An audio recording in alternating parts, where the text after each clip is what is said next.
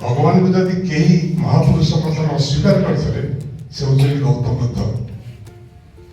से कहते ना ईश्वर अच्छा ना नरक अच्छी ना स्वर्ग अच्छी ना पूजा अच्छी ना पाठ अच्छी। बुद्धदेव ही प्रकृति में ये पृथ्वी विप्लव आनी जदि धर्म को लेकिन कहीं सारा पृथ्वी एक आलोड़न घटे से हूँ गौतम बुद्ध। बौद्ध धर्म आज भारतवर्ष लोप पाइला कहीं हिंदुत्व मान हिंदुत्व शक्ति मान ही भारतवर्ष बौद्ध धर्म को लोप करदे।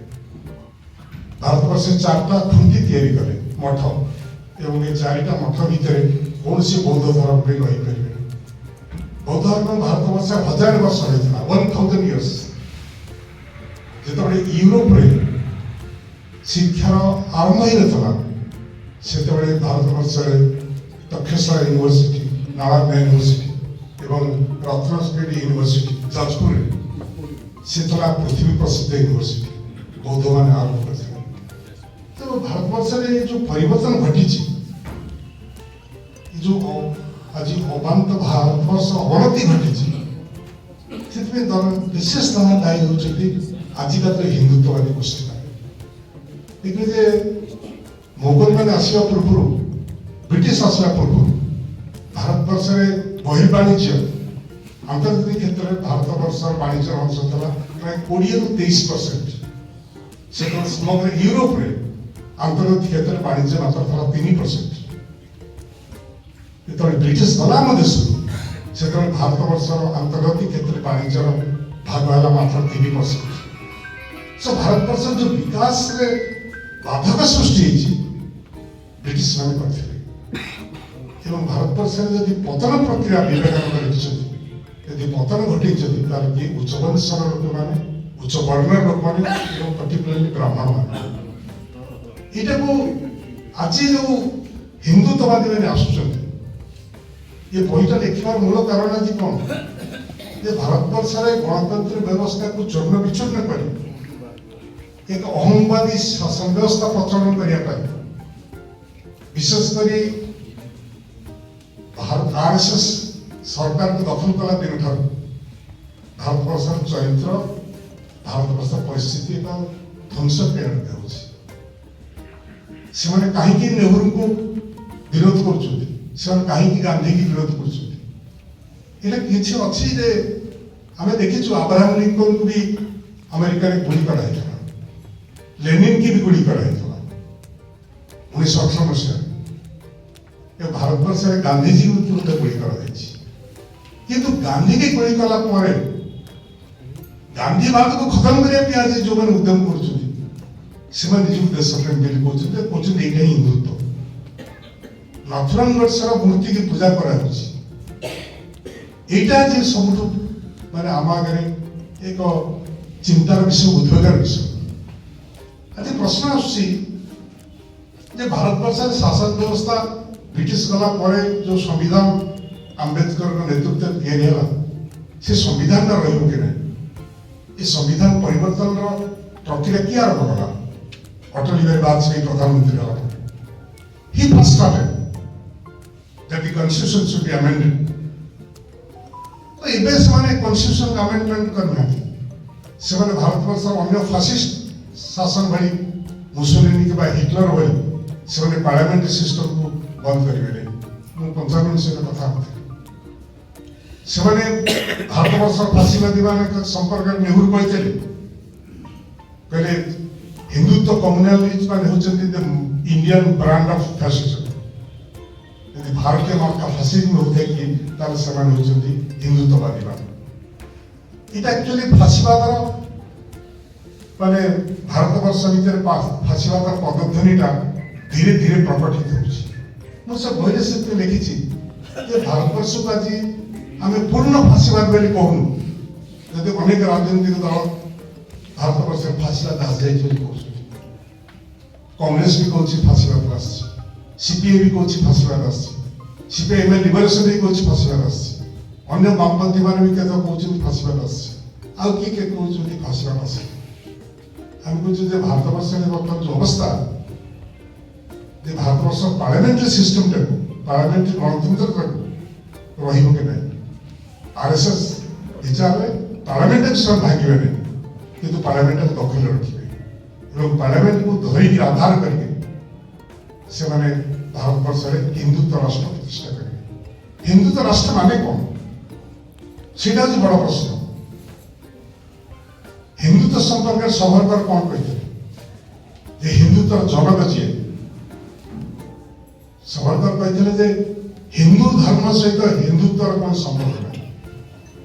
ହିନ୍ଦୁତ୍ୱ ହେଉଛି ସିନ୍ଧୁ ଠାରୁ ସିନ୍ଧୁ ପର୍ଯ୍ୟନ୍ତ, ସିନ୍ଧୁ ନଦୀ ଠାରୁ ସାଗର ପର୍ଯ୍ୟନ୍ତ ଯୋଉ ଭୂଖଣ୍ଡ, ସେ ଭୂଖଣ୍ଡରେ ଯିଏ ରହିଛି ସିଏ ଯଦି ଭାରତବର୍ଷକୁ ପୁଣ୍ୟଭୂମି ବୋଲି କହିବ ଆଉ ପିତୃଭୂମି ବୋଲି କହିବ ତାହେଲେ ସେଇ ଉପରେ ହିନ୍ଦୁ।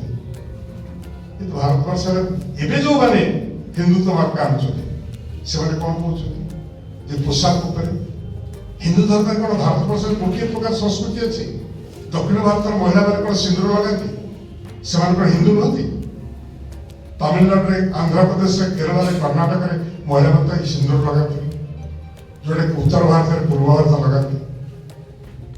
ଦକ୍ଷିଣ ଭାରତରେ ତ ମାମୁଁ ଝିଅ ଭଉଣୀ ବାହା ହୁଅନ୍ତି, ପକେଇ ଝିଅ ଭଉଣୀ ବାହା ହୁଅନ୍ତି, ଯୋଉଟାକି ହିନ୍ଦୁ ଧର୍ମରେ ଅନ୍ୟ ଅନୁସାରେ ତ ଗ୍ରହଣ ଯୋଗ୍ୟ ନୁହଁ। ଭାରତବର୍ଷରେ ହିନ୍ଦୁ ସଂସ୍କୃତି ଏକ ପ୍ରକାର ସଂସ୍କୃତି ନୁହଁ, ଏକ ପ୍ରକାର ଖାଦ୍ୟ ନୁହଁ।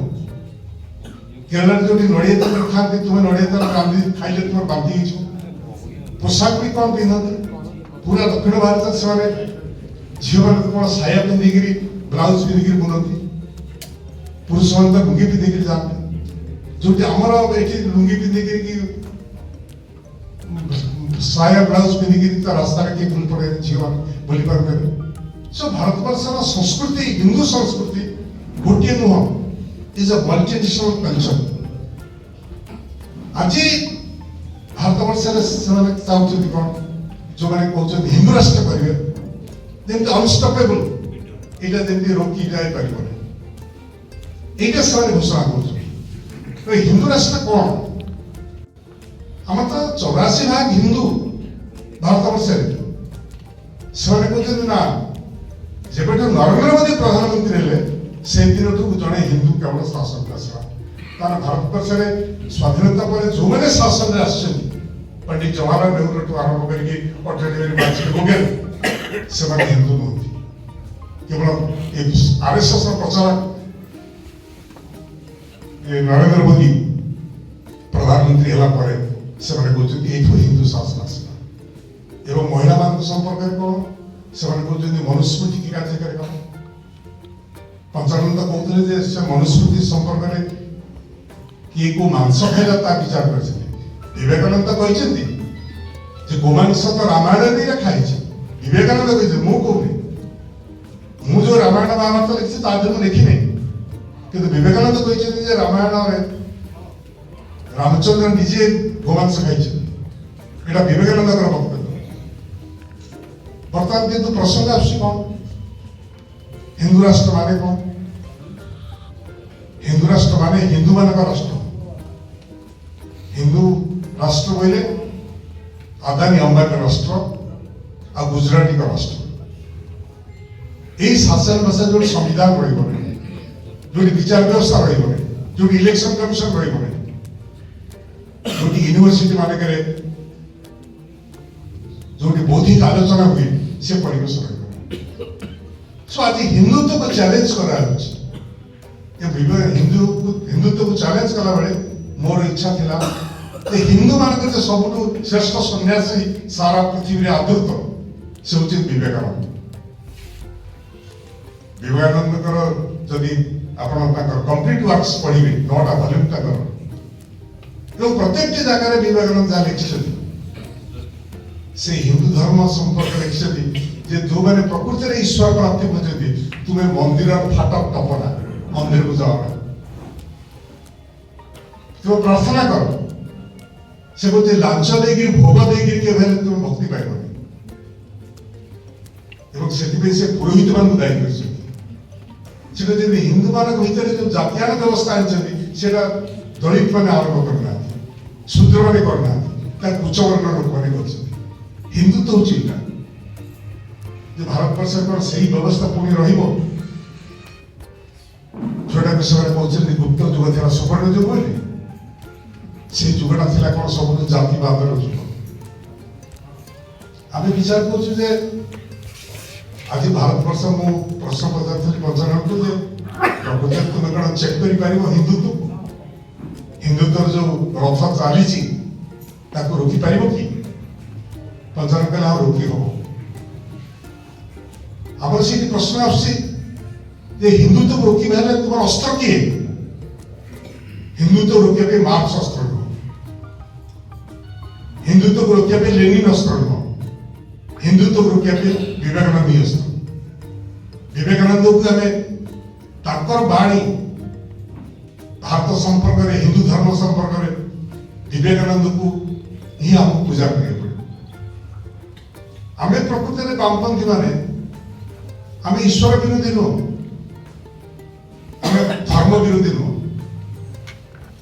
धर्म सहित समाजर राजनीतिर संपर्क ना धर्म एक व्यक्तिगत व्यापार हिंदू धर्म तो 33 कोटी देवता बोली पुराण में कही विवेकानंद कहते बौद्ध धर्म आसला पूर्व वेद जुग जोटा थिला से हिंदू धर्म अलग था बौद्ध धर्म आसला पर हिंदू धर्म में परिवर्तन आसला गोमांसा बंद कर किए हिंदू धर्म में बौद्ध गौतम बुद्ध बंद कर बुद्ध बौद्ध धर्म आरंभ बेले ही गौतम बुद्ध प्रचार करे जे पशु हत्या बंद कर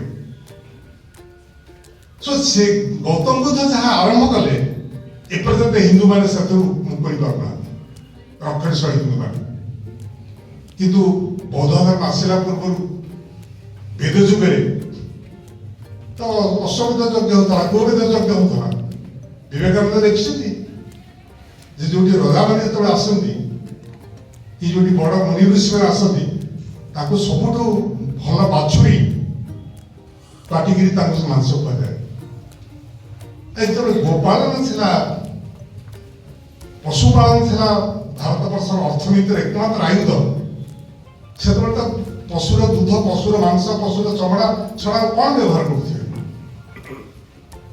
तो यहाँ समाजर अवस्था ये समाजर अवस्था धीरे धीरे परिवर्तन है तार विवर्तन प्रक्रिया किंतु आम ब्रिटिश मुक्त पाइला जो आम समाज को आपणे थे ये समाज हठात अधोगति आसला स्वाधीनता पर जो भारत पाकिस्तान अलग हवा एवं गांधी की हत्या देखी महात्मा गांधी की हत्या जरिया आरएसएस बीजेपी जो तो बीजेपी नाला जो भारतीय जनसंघ पार्टी भी नाला हिंदू महासभा हिंदू महासभा तो ओनली पार्टी जोटा कि रक्षणशील हिंदू मानकर कम्युनाल मानकर पार्टी था तो जनसंघ कहीं आसला हिंदू महासभा हाथ में जेहतु गांधी रक्त लगिला तेणु आरएसएस विचार कला हिंदू महासभा चल पार तेणु हिंदू महासभा आबंडन करदे भारतीय जनसंघ तैयारी भारतीय जनसंघ आसला किसी वर्ष पर हिंदू स्लोगान से केवल भारतवर्ष आगे पारे जयप्रकाश नारायण आसे आप जानते मुझे इतिहास कह जाऊनी कि भारतवर्ष आरएसएस उदय पे दीटा लोक दायी गोटे हूँ इंदिरा गांधी सेकेंड हूँ जयप्रकाश नारायण से दी जन लोक अवदान था तो आरएसएस भारतवर्ष राजनीति से भाव तार विस्तार लाभ कर मोर मन अच्छी सीपीएम पार्लियामेंट मेंबर ज्योतिर्मय बसु को जयप्रकाश नारायण कहले RSS communal then non communal आज यदि जयप्रकाश नारायण बची था तो पचार था आरएसएस आज कौन करुचे आज गोटे मुसलमान जाने साहस नहीं लुंगी पिंधिकी ट्रेन में यातायात करवा गोटे मुसलमान झीर अधिकार नहीं से तार बुर्खा पिंधिकी थी आम कौन यही देश गढ़ा चाहिए इज दिस द कंट्री से बांग्लादेश लोक आसिक भारत वर्ष में कहीं काम करेंगे तो बाड़ी बाहर कर लोक कौन भारत वर्ष लोक कौन ସାଉଦି ଆରବିଆରେ ନାହାନ୍ତି, ଦୁବାଇରେ ନାହାନ୍ତି, ସିଙ୍ଗାପୁରରେ ନାହାନ୍ତି, ଆମେରିକାରେ ନାହାନ୍ତି, ଫ୍ରାନ୍ସରେ ନାହାନ୍ତି, ମିଲାତରେ ନାହାନ୍ତି, ପୃଥିବୀରେ କୋଉ ଦେଶରେ ଭାରତୀୟ ନାହାନ୍ତି କାମ କରୁନାହାନ୍ତି। ତୁମେ ଯଦି କେବେ 21 ଶତାବ୍ଦୀରେ ଆଣିପାରିବେ ଯେ ଗୋଟିଏ ଦେଶର ଲୋକ ଗୋଟିଏ ଜାତିର ଲୋକ କେବଳ ସେଇ ଦେଶରେ ରହିବେ? Is that confined to one country? It's impossible. ये होची भारतवर्षर नुह सारा पृथ्वीर प्रक्रिया विरोधी किंतु सावरकर कौन कहते हिंदुत्वर सीमा कौटी कहले सावरकर कहते हिंदुत्वर सीमा एंटायर अर्थ समग्र विश्व होची हिंदुत्व हुई जे हिंदू ए बही 109 पृष्ठरे सावरकर लिखिछन हिंदुत्वर सीमा होची समग्र पृथ्वी तमने एक साम्राज्यवादी चिंताधारा तार भारतवर्षर हिंदुत्व माने समग्र विश्व दखल करेंगे आमर देश कौन सही अवस्था में रही पार अलेक्जेंडर कौन उद्यम करते नेपोलियन कौन उद्यम करते से पृथ्वी जय नहीं पारे तेणु आज भारतवर्ष एक परिस्थिति पहुंची हिंदुत्व मान कौन देश को रक्षा कर प्रत्येक देश प्रेमी राजी करता तेणु ये बही मुझे बौद्धिक आलोचना नहीं लिखी मुझे बही उत्सर्ग कर जो मैंने हिंदुत्व विरुद्ध लड़िया जो मान हथियार दरकार मु विवेकानंद को खाते उत्सर्ग कर भावी विवेकानंद ही भारतवर्ष को मुक्त करें हिंदुत्व मान कमल आशा करी बंधुगण आपण जो मैंने दीर्घ समय धरिकी सभा शुणिले विभिन्न